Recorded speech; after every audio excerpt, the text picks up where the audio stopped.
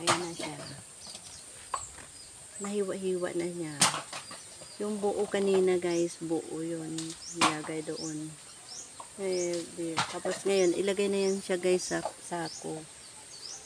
Yan. Ganito na.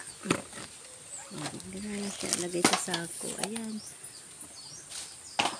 Pwede na yan siya ipakilo. Ayan na guys. Pwede na yan siya ipakilo para ay siya ay makapera na.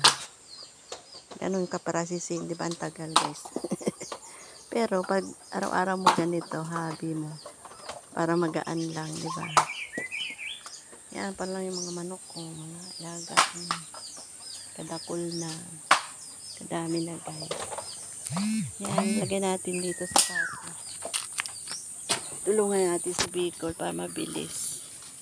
Ayan, see you next upload guys.